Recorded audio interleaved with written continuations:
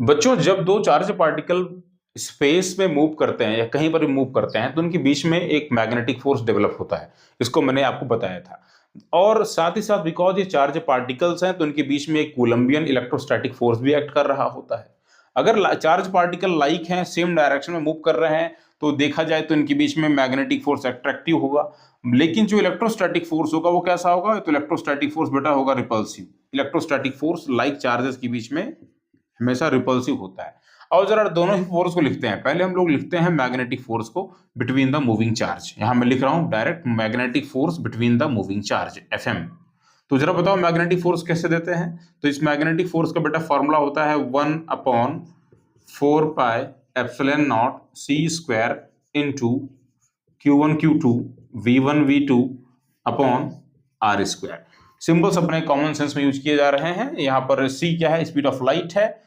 बाकी आप समझ रहे हैं कि एप्सिलॉन नॉट क्या है? Permittivity of the free space. मैं इसको थोड़ा सा मैच करने की कोशिश कर रहा हूँ इलेक्ट्रोस्टैटिक से, तो मैं इसको इस तरीके से लिख रहा हूँ। ये तो हो गया मैग्नेटिक फोर्स। जरा बताएं इनके बीच में इलेक्ट्रोस्टैटिक फोर्स कितना एक्ट कर रहा होगा? तो बेटा इलेक्ट्रोस्टैटिक फोर्स जो कि रिपल्सिव फोर्स है इनके बीच में, मान लो लाइक चार्ज पार्टिकल्स हैं, इसको हम लोग दे सकते हैं with the help of the Coulombian law, that is the 1/4πε0 into Q1 Q2 upon R square. ऐसा मान के चलिए कि दोनों भी स्पेस में रखे गए हैं। मतलब यहां पर जो एप्सिलॉन नॉट मैंने लिखा हुआ है ये वैक्यूम की एब्सोल्यूट परमिटिविटी है।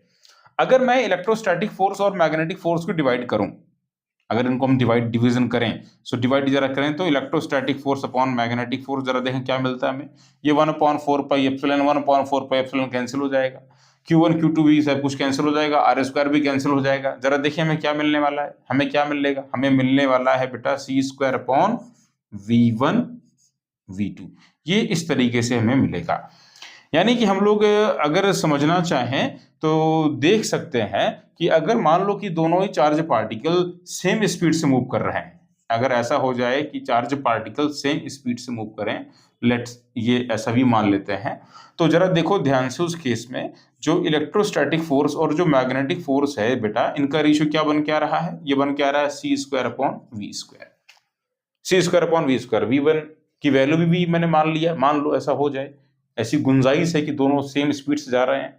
लगभग देखा जाए तो लाइट की स्पीड के सामने इनकी स्पीड नेग्लिजिबल है, तो मतलब हम लोग आपस में इनको सेम ही मान लेते हैं, ऐसा कर लेते हैं।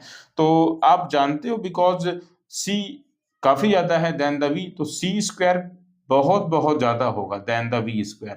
एक तरीके से हम लोग कह सकते हैं कि जो इलेक्ट्रोस्टैटिक फोर्स होगा वो मैग्नेटोस्टैटिक फोर्स से बहुत ज्यादा होगा।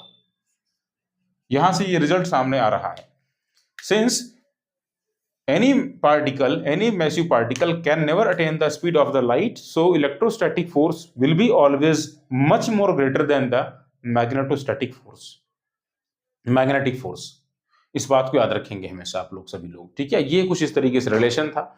आप यहां से हम लोग कह सकते हैं कि जो इनके बीच में इलेक्ट्रोस्टैटिक फोर्स है ये इनको डोमिनेट कर देगा। अगर आपसे क्वेश्चन ऐसा पुटअप करे कि बताओ कि इनमें से दो चार्ज पार्टिकल मूव कर रहे हैं सेम स्पीड से, डिस्टेंस आर है, इनके बीच में कैसा फोर्स लग रहा होगा, तो जो फाइनल आप देखोगे फोर्स जो लग रहा होगा वो इलेक्ट्रोस्टैटिक फोर्स ही होगा, because electrostatic force will dominate the magnetic force. Magnetic force तो अट्रैक्टिव है, इलेक्ट्रोस्टैटिक फोर्स रिपल्सिव है। सो फाइनली क्या होगा? इवेंचुअली चार्ज पार्टिकल हमेशा रिपेल ही करेंगे अगर वो लाइक हैं तो याद रखें इस चीज को, electrostatic force is a dominating force to the magnetic field.